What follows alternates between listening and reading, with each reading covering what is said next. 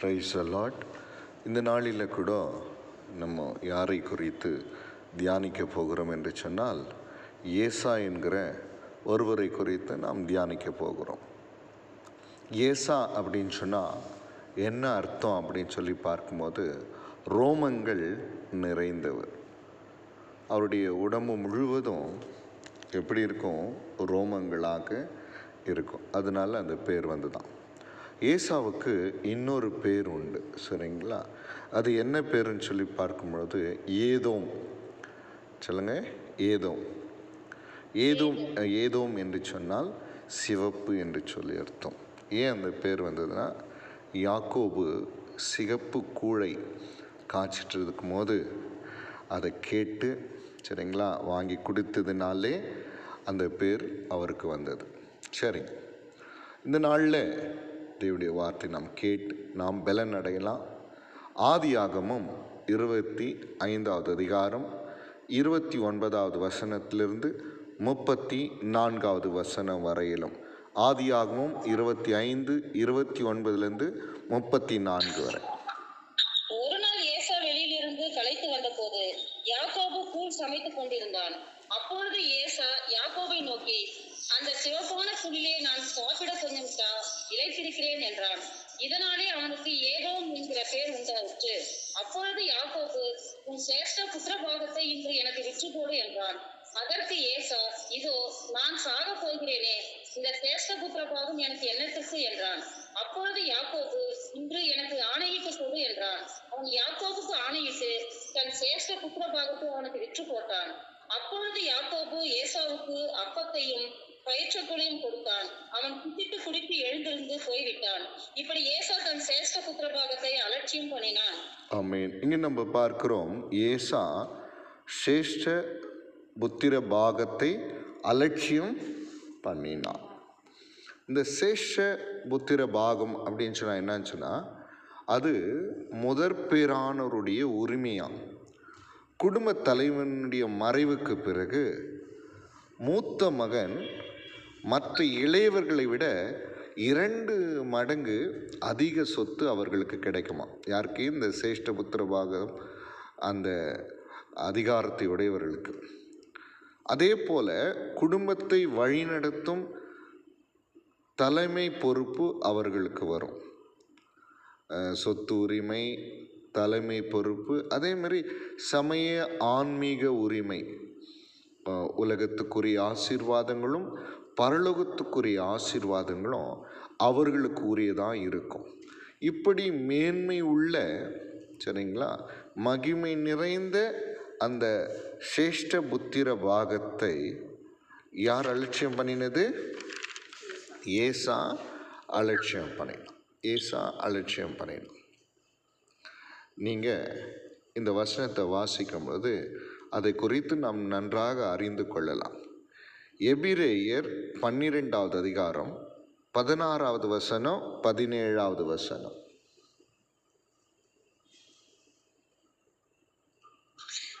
ஒருவனும் தேவனுடைய கிருபை எழுந்து போகாதபடிக்கும் யாதொரு கசப்பான வேர் முளைத்தெழும்பி கலக்கம் உண்டாகுவதனால் அநேக தீட்டுப்படாத படிக்கும்.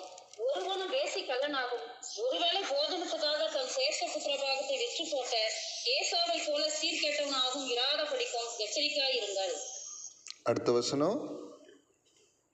ஏனென்றால் பிற்பாடு அவன் ஆசீர்வாதத்தை சுதந்திரித்துக் கொள்ள விரும்பியும் ஆகாதவன் என்று தள்ளப்பட்டதை அறிவீர்கள். அவன் கண்ணீர் விட்டு கவலையோடு தேடியும் மனம் அவர்களை காணாமல் போனான். இங்கே கவனிக்கிறோம், நல்லா கவனிங்க. அந்த சிரேஷ்ட உத்திர பாகத்தினுடைய மகிமையும் மேன்மையும் அலட்சியம் பண்ணினான் ஏசா. அது எதற்காக அலட்சியம் பண்ணினான்னா, ஒருவேளை போஜனத்துக்காக என்ன பண்ணா, அதை அசட்டை பண்ணி விற்று போட்டுட்டான். எதற்காக விற்று போட்டுட்டான்? ஒருவேளை போஜனம். ஏன்னு சொன்னால் அதனுடைய மகத்துவம் மேன்மையானது. அதெல்லாம் இன்னைக்கு நம்ம தியானிக்க போகிறோம். பிற்பாடு பாருங்க, அவன் அந்த ஆசீர்வாதத்தை வேணும்னு சொல்லி விரும்புகிறான். ஆனால் கூட அவன் ஆகாதவன் என்று தள்ளப்பட்டதை அறிவீர்கள். அவன் கண்ணீர் விட்டு கவலையோடு தேடியும் மனம் மாறுதலை காணாமற் போனான். அந்த ஆசீர்வாதத்தை பெற்றுக்கொள்ளணும்னு சொல்லி கண்ணீர் விட்டு கதறினான். ஆனால் கூட அந்த ஆசீர்வாதம் அவனுக்கு கிடைக்காமல் போனது. இன்றைக்கு ஒன்றையும் நல்லா புரிஞ்சுக்குங்க. தேவன் கொடுக்கிற ஆசீர்வாதங்களையும் கிருபைகளையும் அலட்சியம் பண்ணும் பொழுது என்ன நடக்குது என்று சொன்னால், திரும்ப அது நமக்கு கிடைப்பதில்லை. நாம் என்னத்தான் விரும்பி வாஞ்சித்து கண்ணீர் விட்டு கவலையோடு தேடினாலும் நாம் அசட்டை பண்ணிட்டா, அலட்சியம் பண்ணிட்டா திரும்ப அது நமக்கு கிடைப்பதில்லை. ஆமென். இன்னைக்கு பாருங்க, நமக்கு நம்முடைய தேவனாகிய கர்த்தர், நம்முடைய இரட்சகராகி இயேசு கிறிஸ்து ஒவ்வொருவருக்கும் கிருபையை கொடுக்கிறார், பலனை கொடுக்கிறார், அவருடைய பரிசுத்தத்தை கொடுக்கிறார், அவருடைய சமூகத்தை கொடுக்கிறார், அவரை அப்பா பிதாவு என்று அழைக்கிற அந்த புத்திர சுவிகாரத்தை கொடுக்கிறார், அவரோடு ஐக்கியம் கொள்வதற்கான மேன்மையான ஆசீர்வாதத்தை கொடுக்கிறார், பாவங்களை எல்லாம் மன்னித்து பாவ மன்னிப்பாகி மீட்பை கொடுக்கிறார், பலத்தை கொடுக்கிறார், சுகத்தை கொடுக்கிறார். அவருடைய பரிசுத்தமான ஆலயத்தில் அவரை ஆராதிக்கிறதுக்கு நமக்கு என்ன பண்ணுறாருன்னா தகுதியை கொடுக்கிறார், நீதியை கொடுக்கிறார். என்றைக்கு ஒரு மனிதன் இதையெல்லாம் அலட்சியம் பண்ணுகிறானோ அதற்குரிய ஆசீர்வாதங்களை அவன் இழந்து போகிறது மாத்திரமல்ல, திரும்ப அதை பெற்றுக்கொள்ள வேண்டும் என்று நினைக்கும் பொழுது அது அவனுக்கு கிடைப்பதில்லை. புரிஞ்சுங்களா? எத்தனை பேருக்கு புரியுதுங்க? இன்னைக்கு ஆண்டவர் நமக்கு கொடுத்திருக்கிற, தேவனாகிய கர்த்தர் நமக்கு கொடுத்திருக்கிற அநேக ஆசீர்வாதங்கள் நம்முடைய தகுதிக்கு மீறினது. அதை பெற்றுக்கொள்வதற்கோ அதை அனுபவிப்பதற்கோ நமக்கு எந்த நீதியும் தகுதியும் இல்லை. ஆனால் கூட கர்த்தர் இரக்கத்தில் ஐஸ்வர்யம் உள்ளவராய், சரிங்களா, நமக்கு இப்படிப்பட்ட ஆசீர்வாதங்களை கொடுக்கிறார்.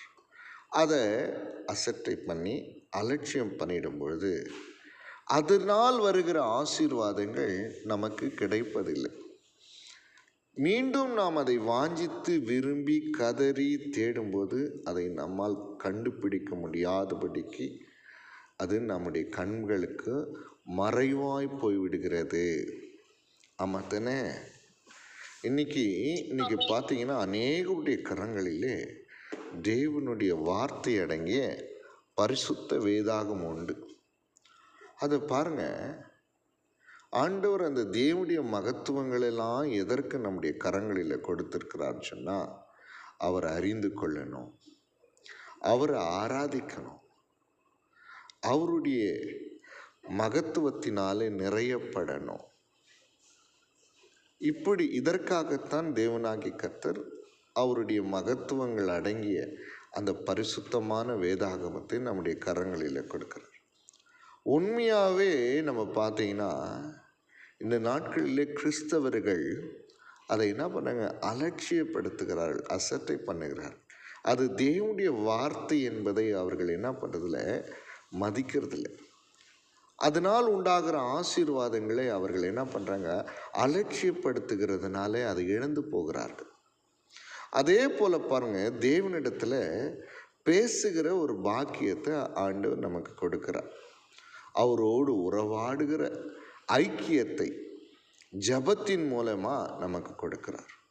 ஆனால் எத்தனை பேர் இன்னைக்கு தேவ சமூகத்தில் தேவனோடு உறவாடுகிறோம், ஐக்கியம் கொள்கிறோம் என்று சொன்னால் மிகவும் குறைவு. ஒரு 10 நிமிஷம் ஜபம் பண்ணால் ரொம்ப பெரிய மலையை பெயர்த்தட்டது போல ஒரு உணர்வு இல்லை. குறைஞ்சபட்சம் 1 மணி நேரமாவது நம்ம ஜெபிக்கணும். தேவனோடு ஐக்கியம் கொள்கிற பாக்கியம் அது. இப்போது அதை அசட்டை பண்ணும் பொழுது அதனால் வருகிற ஆசீர்வாதங்கள் என்னன்னா கிடைக்காம போயிடும். மீண்டும் நம்ம தேவனோடு ஐக்கியம் கொள்ளணும்னு சொல்லி விரும்பும்போது அசட்டை பண்ணின காரணத்தினால், அலட்சியம் பண்ணின காரணத்தினாலே அது நமக்கு கிடைப்பதில்லை. அதே மாதிரி பாருங்கள், ஊழியம் பண்ணுறோம். ஊழியம் பண்ணும்போது ஆண்டவர் அந்த பாக்கியத்தை கொடுக்குறார். அதற்குரிய ஆசீர்வாதங்கள் எல்லாம் உண்டு. அப்போ ஊழியம் பண்ணும்போது அலட்சியமாய் செய்யும்போது, அசட்டை பண்ணி செய்யும்போது அதற்குரிய மகிமையும் ஆசீர்வாதங்களும் நம்ம என்ன பண்ணல, பெற்றுக்கொள்ள முடிவதில்லை. அதே போல் அவருடைய கிருபை கூட அப்படிதான். எவ்வளோ பெரிய கிருபை! அந்த கிருபையை நம்ம என்ன பண்ணணும்? அலட்சியம் பண்ணக்கூடாது. தேவன் ஏன் இந்த கிருபை எனக்கு கொடுத்திருக்கிறார்? நான் இந்த கிருபையை பெற்றுக்கொள்ள எந்த விதத்திலும் தகுதி இல்லையே, நீதி இல்லையே, ஆனால் கூட கர்த்தர் எனக்கு கிருபையை கொடுத்திருக்கிறாரே. அந்த கிருபையிலே சந்தோஷம் உண்டு, அந்த கிருபையிலே பலன் உண்டு, அந்த கிருபையிலே சுகம் உண்டு, அந்த கிருபையிலே பாதுகாப்பு உண்டு, அந்த கிருபையிலே வெற்றி உண்டு, அந்த கிருபையிலே நன்மை உண்டு, அந்த கிருபையிலே ஆசீர்வாதம் உண்டு. அந்த கிருபையை நாம் அசட்டை செய்யும்போது, அலட்சியப்படுத்தும் போது இவையெல்லாம் என்ன ஆயிடுதுன்னா இது எல்லாவற்றையும் நாம் இழந்து போகிறவர்களாக இருக்கிறோம். மீண்டும் வாஞ்சிக்கும் பொழுது அதை நம்மால் என்ன பண்ண முடியாது, பெற்றுக்கொள்ள முடியாது. அதே போல தான் ரட்சிப்பு. ஆண்டவர் சொல்கிறார், எவ்வளோ பெரிய ரட்சிப்பு தெரியுமா? இதை குறித்து கவலையற்று இருப்போம்னு சொன்னால் எப்படி? ஒன்றுமே பண்ண முடியாது. இன்றைக்கி ஆண்டவர் பாருங்கள், நம்மை ஒவ்வொருவரையும் ரட்சித்திருக்கிறார். பாவம், சாபம், பலவீனம், பிசாசு, மரணம், இருளின் அதிகாரம், வியாதி, சரிங்களா, இப்படிப்பட்ட காரியங்களிலிருந்து நம்மை விடுதலையாக்கி இருக்கிறார். இதை எத்தனை பேர் அதை பற்றி கொள்கிறோம்? அதை நாம் ஐயோ இவ்வளோ பெரிய மேன்மையை கர்த்தர் எனக்கு கொடுத்துருக்கிறாருன்னு சொல்லி அதுக்கு உண்மையாக இருக்கிறோம். வெரி ஃபியூ, ரொம்ப கம்மி. அதை அந்த ரட்சிப்பை அலட்சியப்படுத்துகிறது, அந்த ரட்சிப்பை அசட்டை பண்ணுகிறது. அதனால் என்ன நடக்குதுன்னா, அதனால் வருகிற நன்மையை நம்ம என்ன பண்ணுறதில்ல, அனுபவிக்க முடியாமல் போய்விடுகிறோம். மீண்டும் அந்த ரட்சிப்புக்கேற்ற பலனை நாம் அடையணும்னு சொல்லி நினைக்கும் பொழுது அவைகள் நமக்கு கிடைக்காம போயிடுது. புரிஞ்சுங்களா? இன்னைக்கு இந்த ஏசா கூட பாருங்க, இந்த சேஷபுத்திர பாகத்தை என்ன பண்ணா, அலட்சியம் பண்ணினான். ஒரு வேளை போஜனத்துக்காக அதை விற்று போட்டான். அதனால்தான் பரிசுத்த வேதாகமும் இந்த ஏசாவை என்ன சொல்லுதுன்னா, அவன் சீர்கெட்டவன் என்று சொல்லி ஏசாவை குறித்து நீங்கள் பார்க்கிறோம். பாருங்க, அவன் அதை சாதாரணமாக அலட்சியமாக எண்ணினதுனால அது அவனை விட்டு போனது. ஒரு நேரம் வருகிறது, ஏசாவுடைய தகப்பன் ஈசாக்கு ஆசீர்வாதங்களை வைத்திருக்கிறார். அந்த ஆசீர்வாதங்கள் சிரேஷ்ட புத்திர பாகத்துக்குரிய ஆசீர்வாதங்கள். ஆனால் அது யாருக்கு கிடைக்கணும்னு சொன்னால் ஏசாக்கு தான் கிடைச்சிருக்கணும். ஏசா அதை ஒருவேளை போஜனத்துக்காக விற்று போட்டதினாலே அவன் ஈசாக்கு வைத்திருந்த அந்த சிரேஷ்ட புத்திர பாகத்தினுடைய ஆசீர்வாதங்கள் யாக்கோப்புக்கு வந்து விடுகிறது. நம்ம வாசிக்கலாம் பாருங்க, ஆதியாகமும் 27வது அதிகாரத்தில் 33வது வசனத்தை வாசிங்க. அப்பொழுது ஈசாக்கு மிகவும் பிரமித்து நடுங்கி, வேட்டையாடி எனக்கு கொண்டு வந்தானே அவன் யார்? நீ வரும் முன்னே அவை எல்லாவற்றிலும் நான் புசித்து அவனை ஆசீர்வதித்தேனே, அவன் ஆசீர்வதிக்கப்பட்டவனாகவும் இருப்பான் என்றான். இங்கே நம்ம பார்க்கிறோம், ஈசாக்கு தனக்கு போஜன பதார்த்தங்களை, ருசியுள்ள போஜன பதார்த்தங்களை செய்து கொண்டு வரும்படி தன் மூத்த மகனாகி ஏசாவிடத்தில் சொல்கிறான். நீ போய் எனக்கு சமைச்சிட்டு வா, உன்னை நான் ஆசீர்வதிக்கணும்னு சொல்லி. ஆனால் அதற்கு முன்பாகவே யாக்கோப்பு இளைய மகன் அவன் என்ன பண்ணுறான், தன்னுடைய தாயினுடைய சொல்லை கேட்டு ஈசாக்குக்கு பிடித்தமானவைகளை செய்து கொண்டு வந்து அந்த ஆசீர்வாதங்களை பெற்றுக்கொண்டு போயிடுறான். இந்த ஏசா வேட்டையாடி நல்ல ருசியுள்ள தன் தகப்பனுக்கு பிரியமான உணவுகளை சமைத்து கொண்டு வந்து, அப்பா எழுந்துரு, சாப்பிட்டுட்டு என்னை ஆசீர்வதின்னு சொல்லும்போது ஈசாக்கு மிகவும் நடுங்கி பிரமித்து, ஐயோ, இதுக்கு முன்னாடி வந்து எல்லாவற்றையும் எனக்கு கொடுத்து ஆசீர்வாதத்தை பெற்றுக்கொண்டாங்க, எல்லா ஆசீர்வாதமே போயிடுச்சு அப்படின்னு சொல்லி இங்கே சொல்கிறத நம்ம பார்க்கிறோம். ஏன் இப்படி இந்த ஆசீர்வாதம் யாக்கோபுக்கு போனது என்று சொன்னால், எதனால அவன் அந்த சிரேஷ்ட புத்திர பாகத்தை அலட்சியம் பண்ணினதினால்தான். அதிலே ஆதியாகமம் 27ஆம் அதிகாரம் 34வது வசனத்தை வாசிங்க. ஏசா தன் தகப்பனுடைய வார்த்தைகளை கேட்டவுடனே மிகவும் மனம் கசந்து உரத்த சத்தமிட்டு தன் தகப்பனை நோக்கி, என் தகப்பனே, என்னை ஆசீர்வதியும் என்றான். பாருங்க, அந்த வார்த்தைகளை கேட்டும்போது மிகவும் மனம் கசந்து உரத்த சத்தமிட்டு என்ன பண்ணனா, அலறினானா. எதுக்காக? ஐயோ, என்னுடைய ஆசீர்வாதம் போயிடுச்சு, என் ஆசீர்வாதம் போயிடுச்சு. அது எதினால் உண்டான ஆசீர்வாதம் தெரியுமா? சிரேஷ்ட புத்திர பாகத்தினால் உண்டான ஆசீர்வாதம். அதை அலட்சியம் பண்ணினதினாலே இப்படி ஆனது. மிகவும் மனம் கசந்து உரத்த சத்தமிட்டு அலறான், தகப்பனே என்னை ஆசீர்வதின்னு சொல்றான். 35வது வசனத்தை வாசிங்க. அதற்கு அவன், உன் சகோதரன் தந்திரமாய் வந்து உன்னுடைய ஆசீர்வாதத்தை பெற்றுக்கொண்டான் என்றான். பாருங்க, அதுக்கப்புறம் ஈசாக்குடைய பதிலை நம்ம இங்கே பார்க்கலாம். ஆதியாகமம் 27வது அதிகாரத்தில் 36வது வசனத்துலேருந்து 37வது வசனம் வரல வாசிங்க.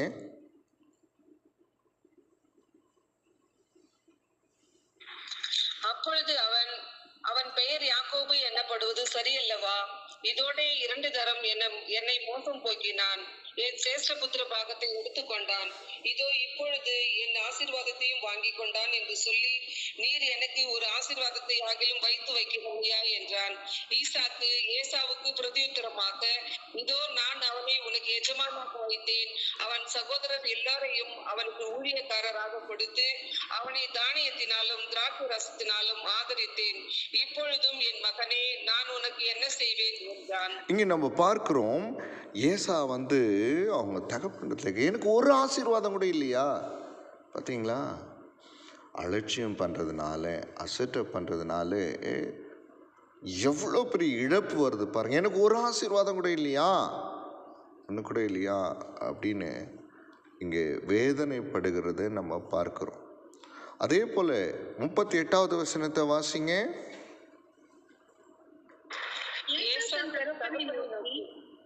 என் தகப்பனே, இந்த ஒரே ஆசீர்வாதம் மாத்திரம் உம்மிடத்தில் உண்டு. என் தகப்பனே, என்னையும் ஆசீர்வதியும் என்று சொல்லி ஏசா சத்தமிட்டு அழுகிறான். எனக்கு எதுவுமே இல்லையே, எனக்கு எதுவுமே இல்லை என்று சொல்லி சத்தமிட்டு அழுகிறத இங்கே நம்ம பார்க்கிறோம். ஏன் இதெல்லாம் ஏசாக்கு நேர்ந்தது? ஏன் இப்படிப்பட்ட ஒரு வேதனையான சூழ்நிலை ஏசாவுக்கு வந்தது? ஏன் தெரியுமா? தன்னுடைய ஆசீர்வாதங்களை அலட்சியம் பண்ணினதினால், தேவன் அவனுக்கு கொடுத்த சிரேஷ்ட புத்திர பாகத்தை அலட்சியம் பண்ணினதினால். அன்பு தேவ பிள்ளைகளை, இதை கேட்டுக்கொண்டிருக்கீங்க. இன்றைக்கி நான் உங்களுக்கு சொல்கிறேன் பாருங்கள், கர்த்தர் கொடுத்த ஊழியம், தேவன் கொடுத்த கிருபை, தேவன் கொடுத்த பாவ மன்னிப்பாக்கி மீட்பின் ரட்சிப்பு, தேவனுடைய பலன், சரிங்களா, தேவனுடைய வரங்கள் எல்லாவற்றையும் என்ன பண்ணணும்? நம்ம ஒரு நாளும் ஒருபோதும் அலட்சியம் பண்ணக்கூடாது, அசட்டை பண்ணவே கூடாது. அப்படி நம்ம பண்ணிட்டோம்னு சொன்னால் மீண்டுமாய் அந்த ஆசீர்வாதங்களை நம்மளால் பெற்றுக்கொள்ள முடியாது. அவ்வளோதான். என்னுடைய ஊழிய பாதையில் நான் கற்றுக்கொண்டது அதுதான். கிருபையாய் தேவனை ஆராதிக்கிற ஒரு மகிமையை கர்த்தர் கொடுத்திருக்கிறார். கிருபையாய் அவருடைய பிரசன்னத்தில் இருக்கிற ஒரு ஆசீர்வாதத்தை கொடுத்திருக்கிறார். தேவனுடைய வார்த்தைகளை அடங்கிய பரிசுத்தமான வேதாகமத்தை நம்முடைய கரங்களில் கொடுத்திருக்கிறார். அவரோடு ஐக்கியம் கொள்கிற நேரங்களை நமக்கு கொடுத்திருக்கிறார். இன்னைக்கு அதையெல்லாம் விலையேற பெற்ற அதையெல்லாம் அசட்டை செய்யும்போது, அலட்சியம் பண்ணும் பொழுது, தேவ பிள்ளையே, அதனால் வருகிற ஆசீர்வாதங்களை நாம் நிச்சயமாக இழந்து போவோம். மீண்டும் அதை பெற்றுக்கொள்ள முடியாது. உங்களுக்கு ஒன்று சொல்கிறேன் பாருங்கள். நீங்கள் நினைக்கலாம் இது உலகத்தோடு முடிகிற காரியம் தானே. இல்லை, இது தலைமுறை தாண்டின ஆசீர்வாதங்கள். நமக்கு வைத்திருக்கிற தேவனுடைய ஆசீர்வாதங்கள்லாம் தலைமுறை தாண்டின ஆசீர்வாதங்கள். ஏசாவுடைய வாழ்க்கையில் தேவன் வைத்த அந்த சேஷ்டபுத்திர பாகம் என்பது தலைமுறை தாண்டின ஆசீர்வாதம். பாருங்க, உங்களுக்கு ஒன்று சொல்கிறேன். மத்தேயு 1ஆம் அதிகாரத்தில் 2வது வசனத்தை வாசிங்க.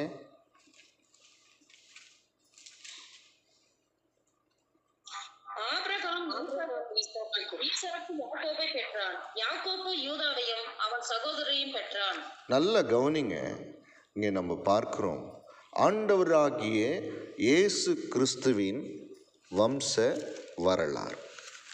ஆமா தானே? 1வது வசனத்தை படிங்க. அதுல ஆபிரகாமின் குமாரனாகிய தாவீதின் குமாரனான இயேசு கிறிஸ்துனுடைய வம்ச வரலாறு. இயேசு கிறிஸ்துனுடைய வம்ச வரலாறு, நம்முடைய ரட்சிப்பின் அதிபதியாகிய கர்த்தராகி இயேசு கிறிஸ்துவினுடைய வம்ச வரலாறு. அதுல என்ன தொடங்கினா? 2ஆம் வசனத்துல ஆபிரகாம் ஈசாக்கை பெற்றான். ஈசாக்கு யாரை தெரியுமா முதல்ல பெற்றது? யாரை முதல்ல பெற்றான்? ஏசாவை முதல்ல பெற்றான். சரிங்களா? ஏசாவை முதல்ல பெற்றான். முதல் பையன் தான் ஏசா, 2வது பையன் யாக்கோப். அப்போ ஆபிரகாம் ஈசாக்கை பெற்றான், ஈசாக்கு ஏசாவை பெற்றான் தான் வரணும்.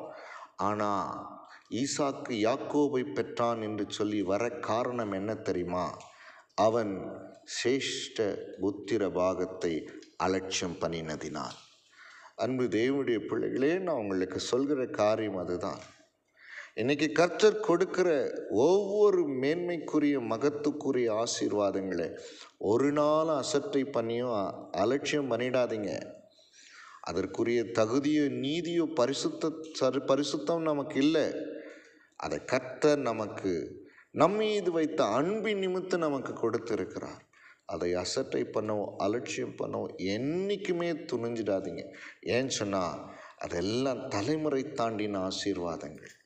ஹல்லேலூயா, ஹல்லேலூயா. ஆபிரகாமுக்கும் ஆண்டவராகிய இயேசு கிறிஸ்து இந்த உலகத்தில் இரட்சகராய் வருவதற்கும் எத்தனையோ 1000 வருடங்கள். ஆனால் இங்கு யார் தான் வந்திருக்கிறோம்? தலைமுறை தாண்டின ஆசீர்வாதம் யாருக்கு கிடைத்திருக்க வேண்டும் என்று சொன்னால் ஏசாவுக்கு கிடைத்து இருக்க வேண்டும்.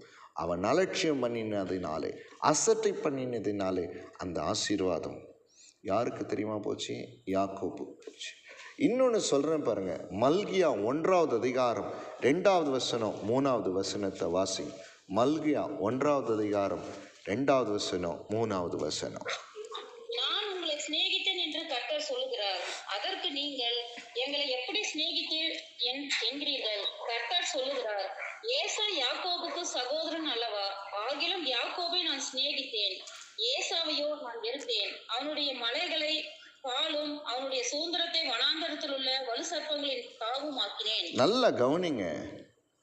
ஏசா யாக்கோபுக்கு சகோதரன் அல்லவா?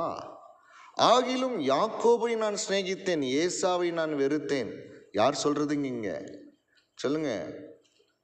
தேவனாகிய கர்த்தர்.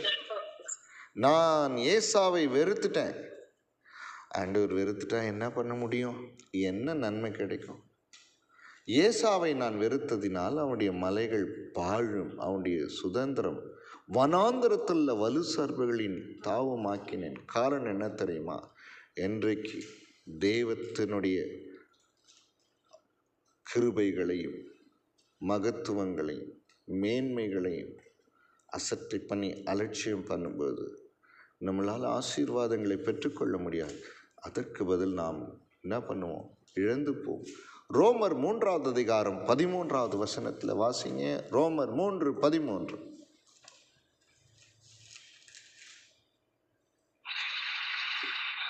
அவர்கள் தொண்டை திறக்கப்பட்ட விரோதங்களை ரோமர் ரோமர் 9:13.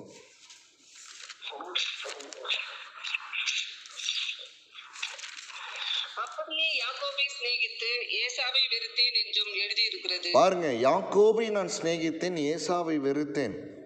ஏன் ஆண்டவர் யாக்கோபை சிநேகிக்கணும், ஏசாவை ஏன் வெறுக்கணும் சொல்லுங்க?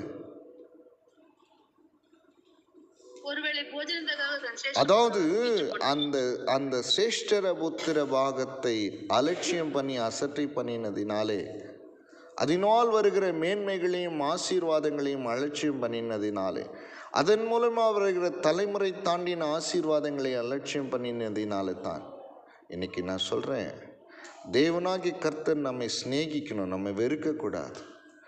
என்றைக்கு நாம் தேவனுக்குரியவைகளை நாம் அலட்சியம் பண்ணுகிறோமோ, அசட்டை பண்ணுகிறோமோ, அன்றைக்கு தேவனாகி கர்த்தர் நம்மை என்ன பண்ணுறாரு, சிநேகிக்க மாட்டார், வெறுத்து விடுவார். ஹல்லேலூயா, ஆமென். பாருங்க, இன்னொன்று உங்களுக்கு நான் சொல்கிறேன். வெளிப்படுத்தின விசேஷம் 21ஆம் அதிகாரத்தை நீங்கள் திருப்பிக்கொள்ள. அதில் 1வது வசனத்தை வாசிங்க. பின்பு நான் புதிய வானத்தையும் புதிய பூமியையும் கண்டேன். முந்தின வானமும் முந்தின பூமியும் ஒழிந்து போயின, சமுத்திரமும் இல்லாமற் போயிற்று. இங்கே நம்ம பார்க்கிறோம், புதிய வானத்தையும் புதிய பூமியும் கண்டேன், முந்தின வானமும் முந்தின பூமியும் ஒழிந்து போயின, சமுத்திரமும் இல்லாமல் போனது. அப்போ பழைய வானம் பழைய பூமி, முந்தின வானம் முந்தின பூமி, அது எப்படிப்பட்டது என்று சொன்னால் வாசிங்க. 2 பேதுரு 3வது அதிகாரம் 13வது வசனத்தை வாசிங்க. 2 பேதுரு 3:13. அவருடைய வாக்கு தத்தத்தின்படியே நீதி வாசமாயிருக்கும், புதிய வானங்களும் புதிய பூமியும் உண்டாகும் என்று காத்திருக்கிறோம். நல்லா கவனிங்க, நீதி வாசமாயிருக்கும் புதிய பூமி புதிய வானங்கள். அப்போது இந்த புதிய வானத்திலும் புதிய பூமியில் என்ன இருக்குன்னு சொன்னால் வெறும் நீதி மாத்திரம்தான் வாசமாக இருக்கும். அப்போது முந்தின பூமியிலும் முந்தின வானத்தில் என்ன வாசமாக இருக்குன்னா அது பாவம் நிறைந்தது, அது அக்கறம் நிறைந்தது, பொல்லாங்கானால் நிறைந்தது, அதெல்லாம் அழிந்து போச்சான். சரிங்களா? அப்போ இப்போ புதிய வானம் புதிய பூமி, அதிலிருந்து 2வது வசனத்தை வாசிக்கும் பொழுது, புதிய எருசலேமாகிய பரிசுத்த நகரத்தை தேவனிடத்தினின்று பரலோகத்தை விட்டு இறங்கி வர கண்டேன்.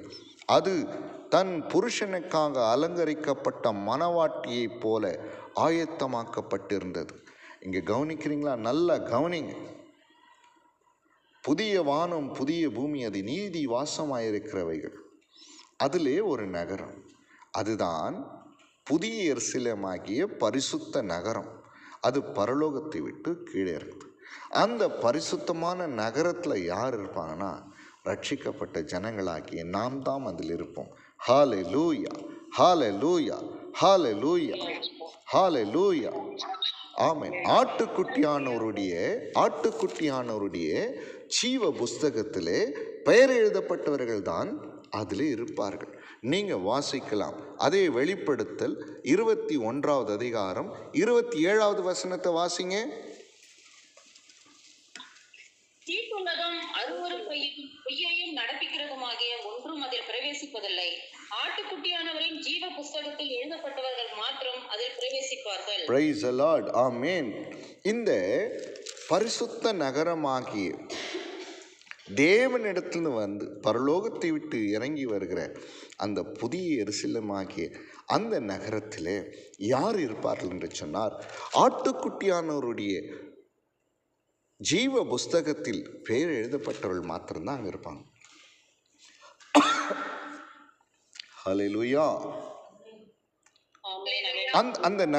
அந்த நகரம் எப்படி இருக்கும் என்று சொன்னால் நல்லா கவனிங்க. நீங்கள் 21ஆம் அதிகாரம் முழுவதுமாய் நீங்கள் வாசிச்சிங்கன்னா அதில் தெரியும். அதில் சுருக்கமாக மாத்திரம் உங்களுக்கு நான் சொல்லி காண்பிக்கிறேன். 21ஆம் அதிகாரம் 10ஆம் வசனத்திலேருந்து 13வது வசனம் வரையிலும் பெரிதும் உயரமான ஒரு பர்வதத்தின் மேல் என்னை ஆவியில் கொண்டு போய் தேவனுடைய மகிமையை அடைந்த எருசலேமாகிய பரிசுத்த நகரம் பரலோகத்தை விட்டு தேவனிடத்திலிருந்து இறங்கி வருகிறதை எனக்கு காண்பித்தான். அதன் பிரகாசம் மிகவும் விலை உயர்ந்த இரத்தின கல்லை போலவும் பளிங்கொளி உள்ள வச்சிரக்கல்லை போலும் இருந்தது. அதற்கு பெரிதும் உயரமான மதிலும் கிழக்கே 3 வாசல்கள், வடக்கே 3 வாசல்கள், தெற்கே 3 வாசல்கள், மேற்கே 3 வாசல்கள் ஆக 12 வாசல்களும் இருந்தன. வாசல்களின் அருகே 12 தூதர்கள் இருந்தார்கள். அந்த வாசல்களின் மேல் இஸ்ரவேல் சந்ததியாராகிய 12 கோத்திரத்தாருடைய நாமங்கள் எழுதப்பட்டிருந்தது. புரிஞ்சிட்டிங்களா? எத்தனை பேருக்கு இது புரியுதுன்னு தெரியல, நல்ல கவனி. அங்கே 12 வாசல்கள். எத்தனை வாசல்லேருந்து? 12 வாசல். அந்த வாசல்ல சரிங்களா, யாருடைய நாமங்கள் எழுதப்பட்டிருந்தது? இஸ்ரவேல் சந்ததியாருடைய 12 கோத்திரங்களுடைய நாமங்கள். இந்த 12 கோத்திரங்கள் என்னென்ன, அந்த பேர் என்னென்ன அப்படின்னு சொல்லி நீங்கள் பார்த்தீங்கன்னா தெரியும். அந்த பேர் என்னென்னு சொல்லி சரிங்களா உங்களுக்கு நல்லாவே தெரியும். பிரைஸ் தி லார்ட், ஆமென். சரிங்களா, அதில் இந்த 12 பேரும் யாருடைய பிள்ளைகள் என்று சொல்லி பார்க்கும் பொழுது, யாருடைய பிள்ளைகள் என்று சொல்லி பார்க்கும் பொழுது யாக்கோபுடைய பிள்ளைகள். நல்லா கவனிச்சுக்கொள்ளுங்க. அந்த ஆசீர்வாதத்தை அவன் அலட்சியம் பண்ணினதினாலே அவனுடைய வம்சத்திலே ரட்சிப்பின் அதிபதியாகிய ஆண்டவர் இயேசு கிறிஸ்து பிறக்க முடியவில்லை. அது மாத்திரமல்ல, பரலோக ராஜ்யத்திலே தேவனுடைய பரிசுத்த நகரமாகிய பரம எருசலேம், நீதி வாசமாயிருக்கும் புதிய வானங்களும் புதிய பூமியும், அதில் இருக்கிற பரிசுத்த நகரத்தில் ரட்சிக்கப்படுகிறவர்கள், அதாவது ஆட்டுக்குட்டியானவருடைய புஸ்தகத்திலே பெயர், ஜீவ புஸ்தகத்தில் பெயர் எழுதப்பட்டவர்கள் பிரவேசித்து என்றென்றைக்கும் அவரோடு கூட இருக்கிற பாக்கியத்தை பெற்றவர்கள் வாழ்கிற அந்த நகரத்தினுடைய 12 வாசல்களுக்கும் யாருடைய பேர் தெரியுமா வந்தது? யாக்கோபினுடைய பிள்ளைகளுடைய பேர் வந்தது. ரூபன், சிமியோன், யூதா, செபுலோன், இசாக்கர், தான், காத், ஆசேர், நப்தலி, எப்ராயிம், மனாசே, பென்யமீன். இங்கே யார் பேர் வந்திருக்கணும் தெரியுமா? யார் பேர் வந்திருக்கணும் சொல்லுங்க, சொல்லுங்க. ஏசாவுடைய பிள்ளைகளுடைய பேர் வந்திருக்கணும். இன்னைக்கு நான் உங்களுக்கு சொல்கிற காரியம் அதுதான். தேவனுடைய காரியங்களிலே தயவு செய்து அலட்சியம் காட்டாதீங்க. தேவனுடைய காரியங்களிலே தயவு செய்து அசட்டியாக இராதுங்கள். பிற்பாடு நீங்கள் அதை வாஞ்சித்தும் அது நமக்கு கிடைக்காது. அதனால் வருகிற ஆசீர்வாதங்கள் எல்லாம் மேன்மை. Praise the lord, praise the lord, amen, amen. இங்கே யாருடைய பேர் வந்திருக்கும்? ஏசாவுடைய வம்ச வரலாறு பேர் வந்திருக்கும். ஆனால் அங்கே வரலை. அதற்கு பதில் யாருடைய பேர் வந்துச்சு என்று சொல்லி பார்க்கும்போது யாருடைய பேர் வந்தது சொல்லுங்க? ஆமா, யாக்கோபுடைய பேர் வந்தது. சரிங்களா? அதனால தேவனுடைய பிள்ளைகளே, இன்றைக்கு தேவனாகிய கர்த்தர் ஏசாவின் மூலமாய் நமக்கு கற்றுக் கொடுக்கிற காரியம் என்ன தெரியுமா? தேவன் கொடுக்கிற, தேவனால் பெற்ற ஒன்றையும் நாம் அலட்சியம் பண்ணவே கூடாது. அந்த காரியங்களிலே அசட்டியாய் இருக்கவே கூடாது. அப்படி நாம் அசட்டியாய் அலட்சியமாய் இருப்போம் என்று சொன்னால் அதனால் வருகிற ஆசீர்வாதங்களை இழந்து போய்விடுவோம். நன்மைகளை இழந்து போய்விடும். பாக்கியங்களை இழந்து போய்விடும். ஸ்லாக்கியங்களை இழந்து போய்விடும். மகிமைகளை இழந்து போய்விடுவோம். மகத்துவங்களை இழந்து போய்விடுவோம். தலைமுறை தாண்டின ஆசீர்வாதங்களை இழந்து போய்விடும். எல்லாவற்றுக்கும் மேலாக பரலோகத்திலே நமக்கு வைக்கப்பட்டிருக்கிற ஆசீர்வாதங்களையும் இழந்து போய்விடும். இன்னைக்கு கர்த்தர் பார்த்தீங்கன்னா நம்மை ஒவ்வொருவரையும் அவருடைய கிருபையினாலே நம்மை அழைத்திருக்கிறார். இது நம்மால் உண்டானதல்ல, இது தேவனுடைய ஈவு. நமக்கு கிடைக்கப்பட்டிருக்கிற எல்லா ஆசீர்வாதங்களும் தேவனுடைய ஈவு. ஆமாதானே? ஹல்லேலூயா, ஹல்லேலூயா. இதை கேட்கிற தேவ ஜனமே, இதை கேட்கிற தேவனுடைய பிள்ளைகளே, இவ்வளோ காலம் எவ்வளோ அசட்டையான அலட்சியமான வாழ்க்கை வாழ்ந்திருந்தாலும் இன்றைக்கு மனம் திரும்பலாம். தேவ சமூகத்தில் உட்காந்து அழுங்க. ஆண்டவரே, உம்முடைய வேத வசனத்தை நான் அலட்சியமாக எண்ணியிருப்பேன். உமோடு கூட ஐக்கியம் கொள்கிற நேரத்தை நான் அலட்சியமாக எண்ணியிருப்பேன். நீர் கொடுத்த விலையேற பெற்ற அந்த ரட்சிப்பை நான் அசட்டையாக எண்ணியிருப்பேன். உம்முடைய பரிசுத்தமான இரத்தத்தினால் என்னை மீட்டுக்கொண்டு என்னை பாவங்களெல்லாம் கிருபையாக எனக்கு மன்னித்தீரே, அதை நான் அசட்டையாக எண்ணியிருப்பேன், அலட்சியமாக எண்ணியிருப்பேன். ஆண்டவரே, நீர் எனக்கு கொடுத்த உம்முடைய சமூகத்தை நான் அலட்சியப்படுத்தியிருப்பேன். உம்முடைய பரிசுத்தமான ஆலயத்தில் நின்று ஆராதிக்கிற தகுதியை, நீதியை கொடுத்தீங்களே, அதை நான் அலட்சியம் பண்ணியிருப்பேன், அசட்டை பண்ணியிருப்பேன். எனக்கு கொடுக்கப்பட்ட ஊழியத்தை நான் அசட்டை பண்ணியிருப்பேன், அலட்சியம் பண்ணியிருப்பேன். ஆண்டவரே, தயவு செய்து என்னை மன்னியும் ஆண்டவரே. தேவனாகிய கர்த்தாவே, நான் ஏசாவை போல சீர்கட்டவனா என் வாழ்க்கையில் இருக்கக்கூடாது ஆண்டவரே. ஏதோ ஒரு காரணத்துக்காக, ஏதோ ஒரு உலக பொருளுக்காக, ஏதோ ஒரு உலக ஆசைக்காக, என்னை திருப்திப்படுத்துகிற கொஞ்ச நேரத்துக்காக தேவனாகிய கர்த்தாவே, நீர் கொடுத்த மகத்துவமான காரியங்களை ஒரு நாளும் நான் அலட்சியமோ அசட்டியோ செய்யாதபடிக்கு எனக்கு நீர் உதவி செய்யுங்க ஆண்டவரேன்னு சொல்லி நீங்கள் தேவ சமூகத்தில் உங்களை தாழ்த்துவீர்கள் என்று சொன்னால், இன்றைக்கு கர்த்தர் உங்களை ரிஸ்டோர் பண்ணுவார். இன்னைக்கு உங்களை ரீஜெனரேட் பண்ணுவார். திரும்ப அவர் உங்களோடு சேர்த்து கொள்வார். ஆண்டவருடைய சமூகத்தில் வாங்க. அந்த ஆசீர்வாதம் இன்னைக்கு நமக்கு கிடைக்கப்பட்டிருக்க இந்த ரட்சிப்பும் கிருபையும் தேவ பலனும் இந்த சந்ததியோடு அழிந்து போவதில்லை. அடுத்த தலைமுறைக்கு அது நம்மை கொண்டு செல்லும். நம்முடைய நன்மைகளையும் ஆசீர்வாதங்களை கொண்டு செல்லும். இந்த உலகத்தோடு நம்முடைய நன்மைகள் முடிந்து போவதில்லை, நம்முடைய ஆசீர்வாதங்களை முடிந்து போவதில்லை. நம்முடைய ஆசீர்வாதம் பரலோகம் வரைக்கும் நம்மை கொண்டு செல்லும் என்பதை தேவனுடைய வார்த்தை இன்றைக்கு உங்களுக்கு தெளிவாய், உறுதியாய், உண்மையாய், உணர்வாய் பரிசுத்த ஆவியாகிய தேவன் நமக்கு உணர்த்தி இருக்கிறார். ஹல்லேலூயா, ஹல்லேலூயா, ஹல்லேலூயா. இன்றைக்கு உலக பொருட்களிலே நாம் உண்மை உள்ளவர்களாக இருக்கிறோம்.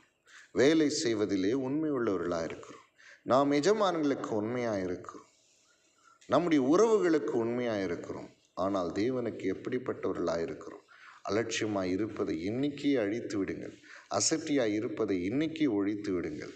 இல்லை என்று சொன்னால் நிச்சயமாய் நம்மால் ஆசீர்வாதத்தை பெற்றுக்கொள்ளவே முடியாது. தேவன் வைத்திருக்கிற நன்மைகளை ஒரு நாளும் அனுபவிக்க முடியாது. ஏசா நினைத்தான், என்னைக்குனா ஒரு நாள் என் ஆசீர்வாதம் என் அப்பா தானே எனக்கு கொடுத்துருவாருன்னு சொல்லி.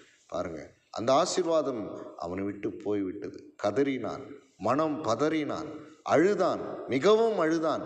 ஆனால் மனமாறுதலை காணாமல் போனான். ஆண்டவர் சொன்னார், அவனை நான் வெறுத்தேன், ஏசாவை நான் வெறுத்தேன், யாக்கோபை நான் சிநேகித்தேன். காரணம் என்ன தெரியுமா? அலட்சியம், அசட்டை. யாருடைய இயேசு கிறிஸ்துவின் வம்ச வரலாறுல யாருடைய பேர் வந்திருக்கணும்? ஏசாவின் பேர் அல்லவா வந்திருக்கணும். ஏன் யாக்கோப்பின் பேர் வந்தது? ஏன் அங்கு வந்தது? அலட்சியம், அசட்டை. பரிசுத்த நகரமாகிய பரம எருசலேம், அந்த பரம எருசலேம் 12 வாசல்களுக்கு மேலாக யாருடைய நாமங்கள் எழுதப்பட்டிருக்க வேண்டும்? ஏசானுடைய பிள்ளைகளுடைய நாமங்கள் அல்லவா? இல்லையே, அலட்சியம், அசட்டை. தேவனுடைய பிள்ளை, இன்றைக்கு இந்த வசனத்தை கேட்டுக்கொண்டிருக்கிறேன்னா, தேவன் கொடுத்தவைகளுக்காக நன்றி உள்ளவர்களாக, உண்மை உள்ளவர்களாக தேவனுடைய சமூகத்தில் நம்மை தாழ்த்தலாம். அலட்சியமே அசட்டியோ செய்யாதபடிக்கு தேவ சமூகத்தில் மன்னிப்பு கேட்டு அதிலே தேவனுடைய காரியங்களை உண்மையாயிருந்து ஆசீர்வதிக்கப்பட்டு தலைமுறை தாண்டின ஆசீர்வாதமும் பரலோகத்தின் ஆசீர்வாதங்களையும் நாம் நிறைவாய் பெற்று அனுபவிக்கலாம். ஹல்லேலூயா, ஆமேன். ஹல்லேலூயா, ஆமேன்.